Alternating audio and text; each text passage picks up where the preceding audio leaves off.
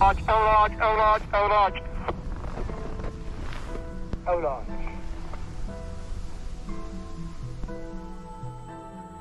blasting उसको हम कहते हैं. We do that and it's a routine exercise. It's not something that it was done this year only. It is done every year and the purpose is avalanche mitigation.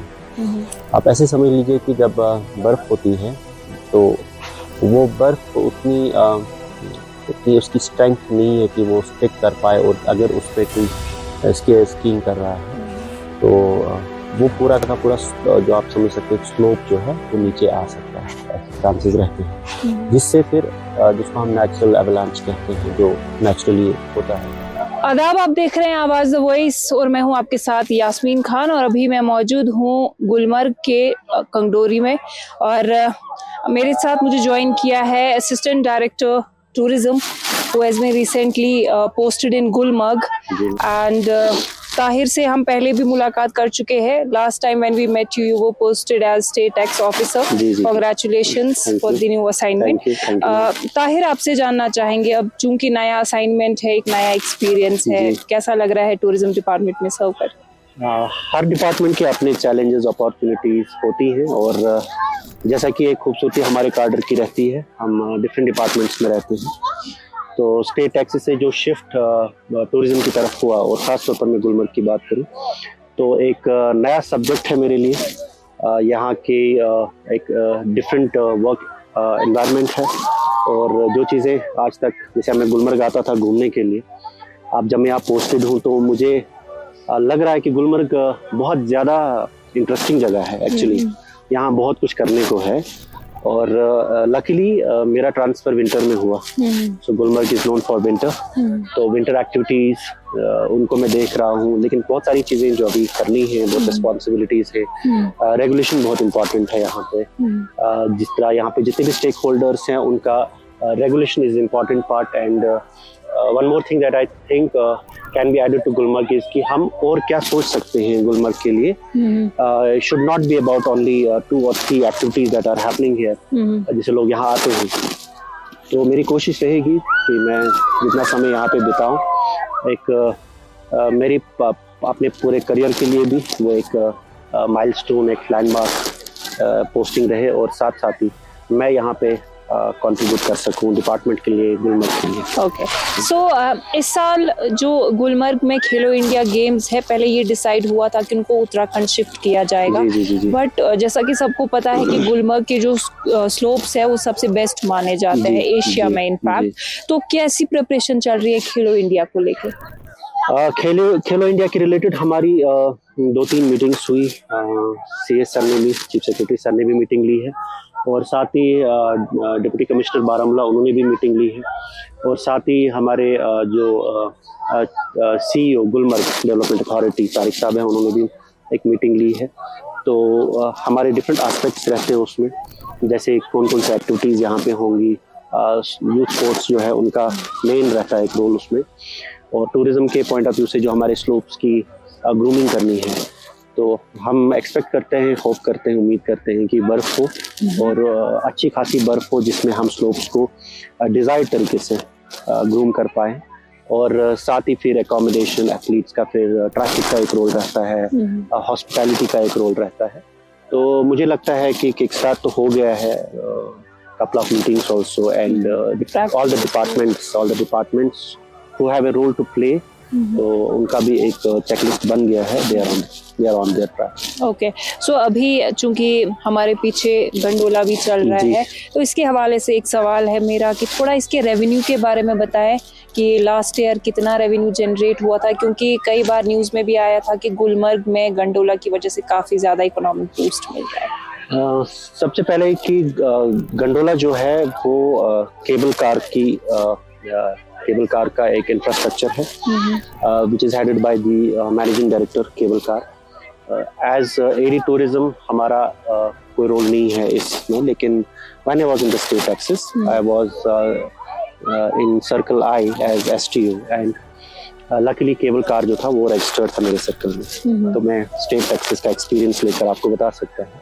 उस time पे approximately around 100 crore इनका revenue था, क्योंकि जो इन्होंने GST पे किया था that was around 17 point something crore, which is like 18% जो ये टैक्स भरते हैं। तो एक अच्छी इकोनॉमी बूस्ट होती है गंडोला से। और अभी भी आप जैसे देख रहे हैं रश बहुत रहता है, और थ्रू द सीजन ठीक ठाक रश रहता है। और विंटर में खास तौर पर विंटर में ज़्यादा लोग आते हैं, क्यू बहुत बड़ी होती है। अब तो cable car has a very important and very big role to play when it comes to Gulmarg tourism. अब चूंकि टूरिज्म का पूरा यहाँ पे अभी चार्ज संभाले हुए है, कई सारी ऐसी कंप्लेंट्स होती है कि जो लोकल्स हैं कश्मीर के वो कहते हैं कि हमें टिकट्स नहीं मिल रही है और नॉन लोकल्स को प्रेफरेंस दी जा रही है। तो क्या आप ये इशू टेकअप करेंगे केबल कार कॉर्पोरेशन के साथ? सी देखिए, प्रेजेंस जो गुलमर्ग में है डिफरेंट इंस्टीट्यूशंस की, चाहे वो एज एडी गुलमर्ग मैं हूँ, चाहे CEO GDA है, चाहे हमारे MD केबल कार की प्रेजेंस यहाँ पे है, उनके स्टाफ की प्रेजेंस यहाँ पे है। तो ऐसा नहीं है कि I have to take up the matter with them, they know the things, they know what are the concerns and they must be having a plan for that. So I personally think it first is not my domain, but yes, एक हम जब different meetings करते हैं, because we all work here as a team, as a matrix, so it can be floated, but I'm sure they are a very mature corporation. उनका अपना institutional setup बहुत अच्छा है, and they must be aware of the things and they must be streamlining it. या तो adventure tourism की जब हम बात करते हैं तो ऑफ कोर्स गुलमर्ग का नाम सबसे पहले आता है। लास्ट ईयर आई रिमेम्बर यहाँ पे सिकिंग के टाइम पे एक एवलांच आया था जिसमें 2 लोग जो है उनकी डेथ भी हो गई थी। तो इस तरह के जो इंसिडेंट्स हैं उनको किस तरह से आप कोशिश कर रहे हैं कि रिड्यूस हो और डेथ्स ना हो? देखिए, यहाँ पे हमारी एक प्रॉपर रेस्क्यू टीम रहती है, इसकी पेट्रोल टीम रहती है, और नेचुरल डिज़ास्टर जो होता है, नेचुरल डिज़ास्टर को कम्प्लीटली रिमूव नहीं किया जा सकता है, मिटिगेट किया जा सकता है। एंड हर साल हमारी कोशिश रहती है कि यहाँ पे इस एवलांच को मिटिगेट किया जाए। For that we have different mechanism. First we have a very trained team है, जिसकी patrol team and rescue team, जो यहाँ पे अगर कुछ भी इस तरह का इंसिडेंट होता है, सो दे गो, दे rush and also they educate the skiers who go in those regions and proper the tracking, हम track properly उनको identify करके देते हैं। As you must be aware of, हमारे पास snow safety officer रहते हैं जो proper इसकी mapping करते हैं, और जो track हमारा है, skiing का track जो रहता है उसको बताते हैं, और साथ साथ ही जो टीम रहती है वो उनके साथ रहती है। That's one part. Another is, आपने अभी कुछ दिन पहले भी सुना होगा कि एक avalanche गुलमर्ग में, and unfortunately it was mistakenly reported by some people कि ये natural avalanche था, but that was not basically a natural avalanche. That's a avalanche mitigation process, जिसमें एक controlled blasting की जाती है, एक proper observation के साथ, proper safety के साथ, by the team, by the जो हमारे snow safety officer हैं at the field level, वो देखते हैं, at the AD level मैं देखता हूँ। तो वो हमने कराया था।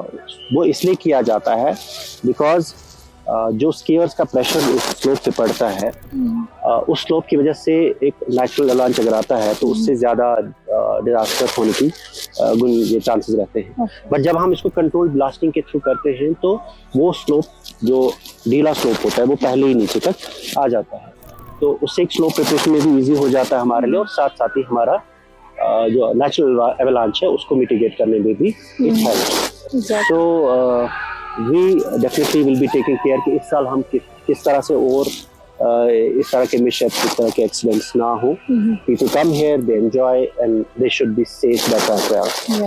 तो जैसे कि टूरिज्म का हम देखे, मतलब जो भी यहाँ पे ब्यूटी है इसको एक्सपीरियंस करने के लिए लोग दूर दूर से आते हैं।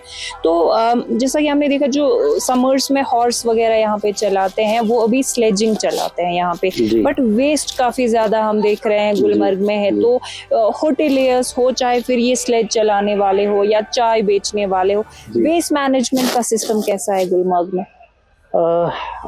जितना अगर आप बाउल देखेंगे, गुलमर्ग बाउल जो है उसमें आपको वेस्ट ज़्यादा नहीं देखने को मिलेगा, बट हमें हमेशा कोशिश रखनी चाहिए कि इम्प्रूवमेंट जहाँ पे भी पॉसिबल हो हम उस चीज़ को इम्प्रूव करें। कुछ चीज़ें होती हैं जिनका स्कोप ऑफ वर्क जो है आप डिफाइन नहीं कर सकते हैं। फॉर एग्जांपल क्लीनलीनेस, आप इतना नहीं डिसाइड कर सकते हैं कि क्लीनलीनेस किस हद तक हो सकती है, because the amount of trash, the amount of जो भी कचरा है वो कहाँ कहाँ पे एक्यूमुलेट हो सकता है, टूरिस्ट जहाँ पे आएगा। तो इसको एक प्रॉपर चैनल के थ्रू, बैक एंड और फॉरवर्ड लेवल पे, चाहे वो टूरिस्ट को एजुकेट करने की बात है, चाहे वो हमारे जो ये चाय बेचने वाले हैं, छोटे ढाबे वाले हैं, रेस्टोरेंट्स हैं, उनको एजुकेट करने की ज़रूरत है कि सॉलिड वेस्ट मैनेजमेंट या लिक्विड वेस्ट मैनेजमेंट किस तरह हो। और साथ साथ ही ऐसी जगह पे जैसे हम यहाँ पे बैठे हैं, यहाँ पे किस तरह से हम इसको और क्लीन रख सकते हैं।